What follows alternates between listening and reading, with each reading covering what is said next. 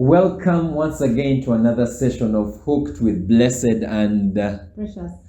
Precious. We are excited.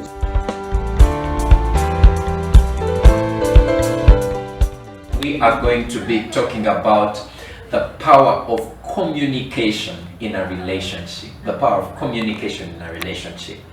If you haven't yet watched our previous videos, please make sure you check them out. Like this video, subscribe to our YouTube channel right now, even as we dive into it. Welcome once again to Hooked.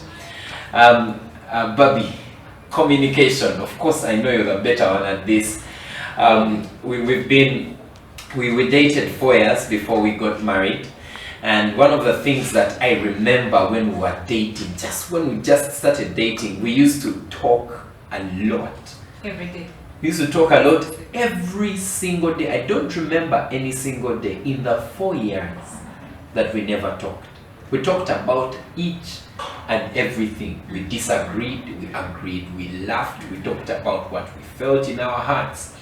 And it built a certain connection around us. However, when we got married, we somehow were deceived into thinking that because we're living in the same place, we're living in the same house, we are now together. Because we thought that proximity guaranteed connection. We thought that because we woke up each morning and we said, "Hi, how are you? Good morning," or what's going on wherever. How was your day? We thought that guaranteed our connection. And boy, I can assure you it did not. And I guess one of the persons who felt it the hardest was my wife. Yeah. Talk about that. I think one of the really difficult things that happened to us was the fact that every time I felt like we needed to communicate, conversate, I don't know what they call it these days. He used to think, yeah, we're doing it. Like, I see you every day, I see you in the morning, I see you in the afternoon. But, like, I always felt like we are not having a good time to communicate and to just listen to each other and talk. Yeah, I think that's where much of the contention came from. Yeah. Yeah. And as you may, when you go by and grow, you start to realize that you will always have different views about communication. And maybe one of the reasons why we thought we would talk about it today is to try and break it down and say, okay, you may have different views, you may have different opinions, you may have different ways you think about conversation and communication, but ultimately, communication is very important. And whichever way you approach it, you need to be able to understand that it's needed, one, but also how you do it is very, very, very important. But also to know that you will always have different views about it, on how you approach it. So to understand that at the end of the day, the reason for communication is for you to connect between the two of you, and just communicate and connect and understand. And I don't know. I like the aspect that you bring in. I remember you said that. I mean, you would come and say we don't talk. I'm like, what do you mean we don't talk? I said good morning to you. I said how was your day when I came back. I said thank you for dinner. What do you mean we don't talk? Yeah. And behind that question, because in my mind I thought communication is just talking. You just talk. And I thought that talking about anything, by the way, it's not that everyone you talk to, you necessarily connect with. Because it's beyond just the talking. And whether you're just starting to date, whether you're still single and you're going to get dating, whether you are married, actually, this is a very, very, very important thing for you to know.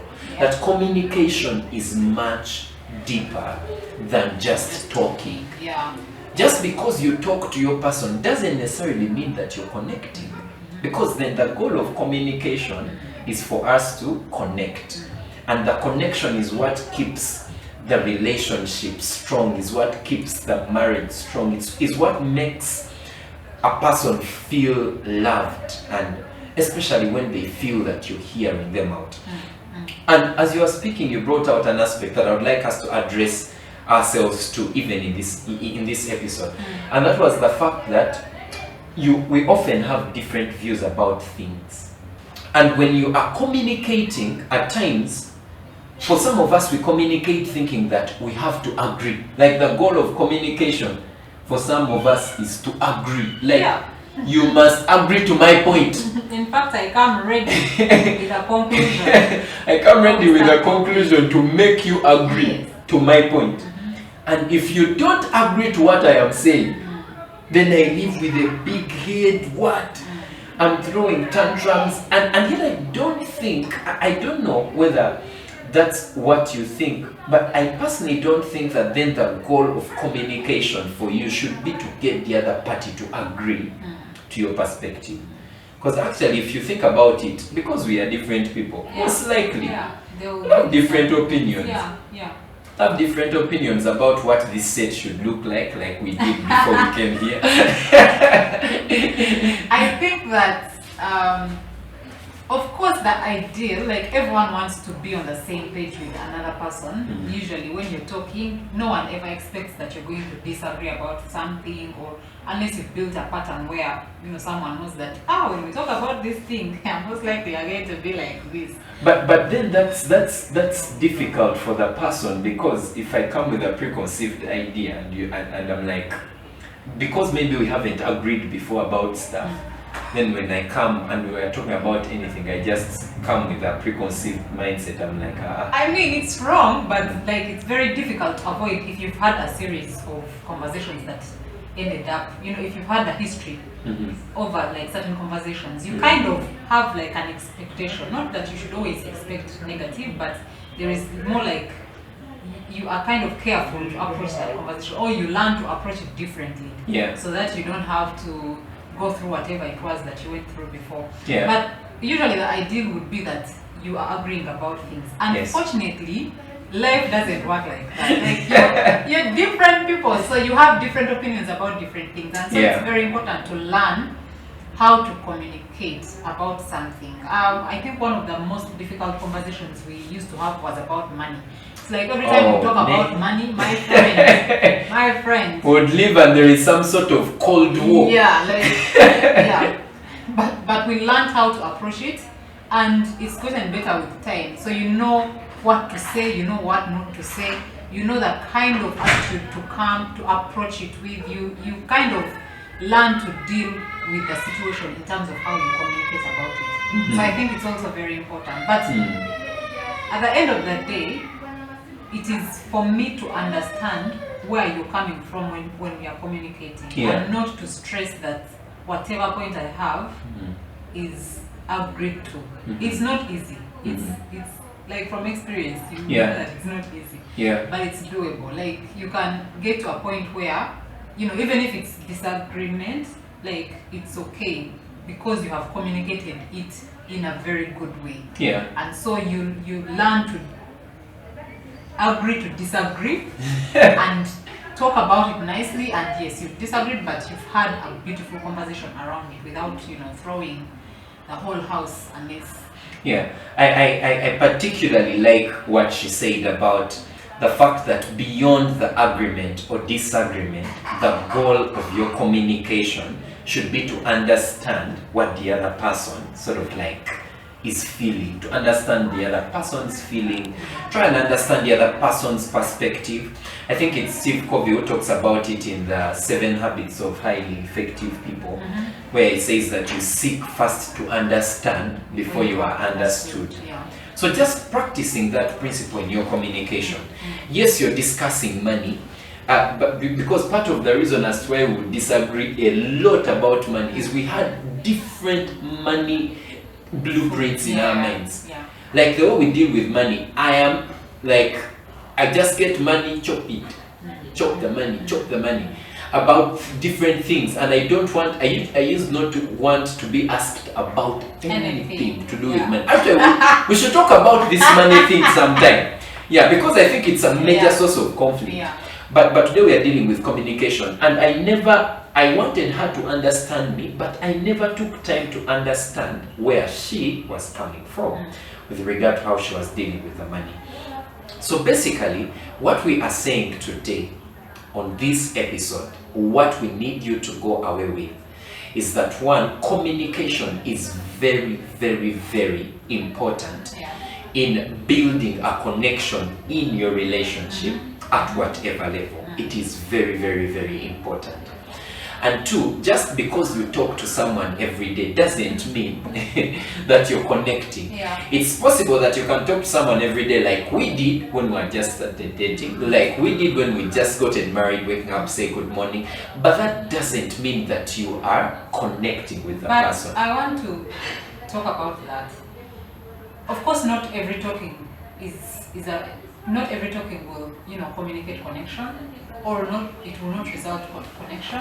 But I think there is a way consistent, intentional, deliberate talking builds connection if it's done right. Yeah. It's like you would rather have communication than not having. Like, I don't know if you understand what I'm saying. Yeah. The point that you'd rather talk, you're better off talking than not talking at all. Not talking at all. Yeah. You're better off talking than not talking at all. Yes, but also beyond the talking. The reason, like we gave the reason we are giving you that tip that you need to seek beyond the goal of your communication should not be to agree or to get the other person to agree with you, but it should be to understand. Because in seeking to understand how the other person feels, what the other person's thoughts are, where they are coming from, in seeking to understand, you'll find that you're connecting better than just that beyond the talk. So the three things today that we want to leave you with are: one, communication in a relationship is important for your connection. Two, just because you talk to someone every day doesn't mean that you're connecting. But of course, remember, like Bobby said, that you are better off talking. At least start there. And then three, as you communicate, seek to understand the other person's view, the other person's feeling, because that will change the way you connect in the relationship. So as we go along in the other episodes, in the next episodes, we'll be talking about this communication thing further. So thank you so much for tuning in. Remember to like this video, share it with all your friends, and then subscribe right now. Subscribe to our channel. And if you haven't yet gotten a copy of our book Hooked, we discuss a bit more about the relationship, thriving in love, sex relationships. You can get yourself a copy. You'll find a link in the bio and different ways that you can purchase a copy of this book. Thank you so much for tuning in to Hooked today. See you again next Saturday. Bye bye.